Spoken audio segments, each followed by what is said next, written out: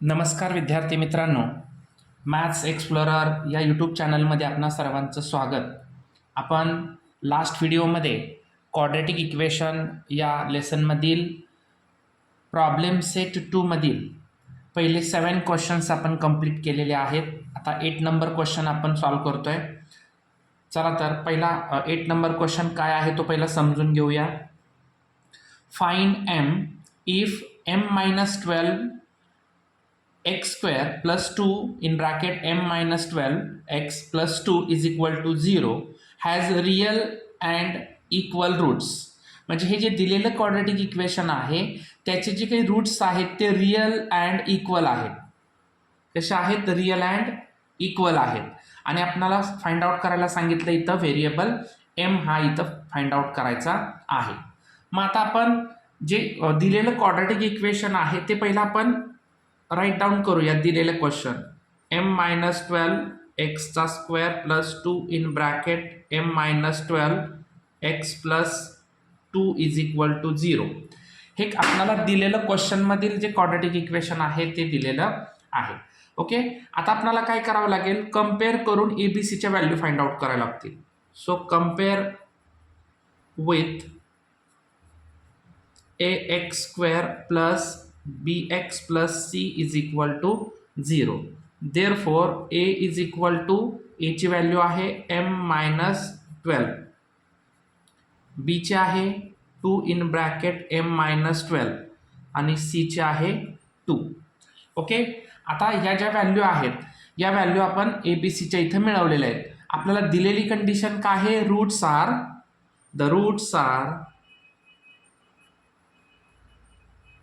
Real and equal.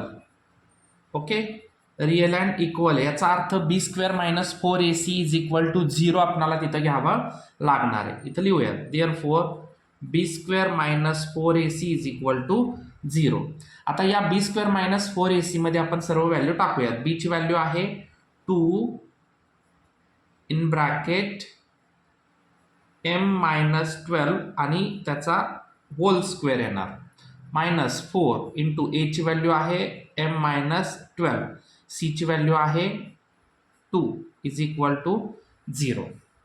आता पहा आपण इथं सॉल्व करूया. 2 चा स्क्वेअर 4 इन ब्रॅकेट m-12 त्याचा स्क्वेअर, कारण हा स्क्वेअर या दोघांचाही स्क्वेअर आहे. 4 2 जा 8 in bracket m-12 is equal to 0. Okay,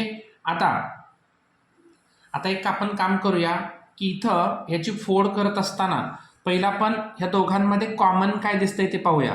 बघा इथं 4 आहेत, इथं पण 8 आहेत, म्हणजे इथं सुद्धा 4 आहेत. इथं m-12 आहे, इथं पण m-12 आहे. म्हणजे आपण इथं कॉमन काढताना 4m-12 हा कॉमन काढू शकतोय. सो कॉमन काय काढायचं आहे आता? 4m-12. ओके, मग आता इथला m-12 एक निघाला म्हणजे ब्रॅकेटमध्ये एक राहिला ना m-12. ओके, इथला एक m-12 आपण कॉमन काढला, इथला एक m-12 कॉमन काढला, इथला 4 काढला, इथला सुद्धा 4 काढला. मग इथला -2 शिल्लक राहिलेला आहे. m-12 ऑलरेडी कॉमन काढल्यामुळे तो इथून निघून गेलेला आहे. ठीक आहे, इज इक्वल टू 0. आता त्यानंतर आता पुढे आपल्याला काय सॉल्व करता येते पाहूया. हे आपण ॲज इट इज लिहूया. 4 इन ब्रॅकेट m-12. इथं पहा, इथं -12 -2 minus plus, it means m-14 is equal to 0. Okay, आता हे 4 मल्टिपल आहेत, अपोजिट बाजूला गेल्यानंतर ते डिवाइड होतील, म्हणजेच इथं 0/4 म्हणजे इथं 0च राहणार आहे.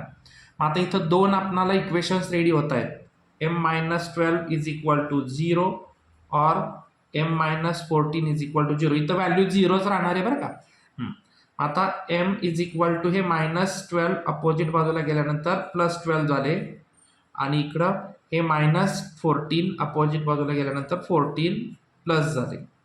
आता आपल्याला देताना काय दिलेलं आहे की हे रूट्स जे आहेत ते रिअल अँड इक्वल आहेत. मग आपल्याला पहिल्यांदा एक काम करूयात. आपण ही ज्या काही 2 व्हॅल्यू मिळाल्या त्यातली एक व्हॅल्यू आपण पहिले इक्वेशनमध्ये टाकून बघूया. आता m ची व्हॅल्यू 12 आहे. बघू आता चेक करून. इथं m ची व्हॅल्यू आपण जर 12 टाकली तर 12 - 12 इथं 0 होणार आहे. मग 0x² होणार आहे. आणि आपण क्वाड्रॅटिक इक्वेशनचे जे रूल्स पाहिलेले होते त्या रूल्समध्ये ए इज नॉट इक्वल टू 0 म्हणजे इथं ए हा कोइफिशियंट जो आहे तो 0 नाही पाहिजे. याचा अर्थ आपल्याला इथं m is equal to 12 value टाकून चालणार नाही, कारण ते क्वाड्रॅटिक इक्वेशन होणार नाही. म्हणजे इथं m इज इक्वल टू 14 ही व्हॅल्यू इथं बरोबर या इक्वेशनसाठी लागू होते. मग इथं लिहायचं काय लिहिणार, but if m is equal to 12 then quadratic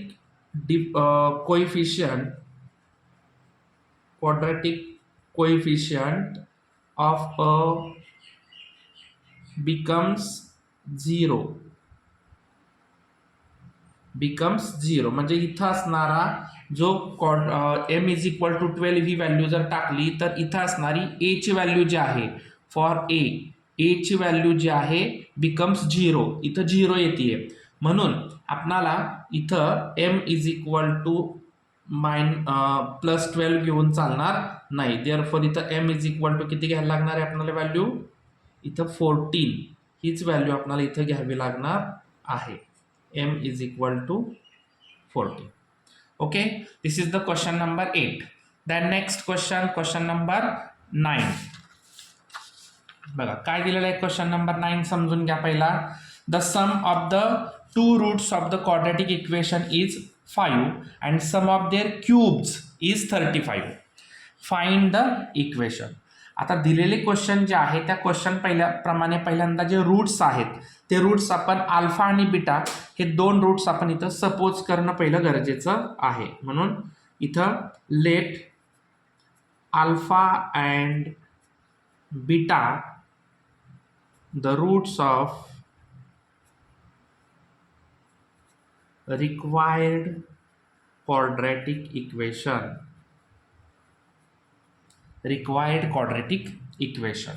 ठीक आहे, अल्फा आणि बीटा आपण सपोज केली.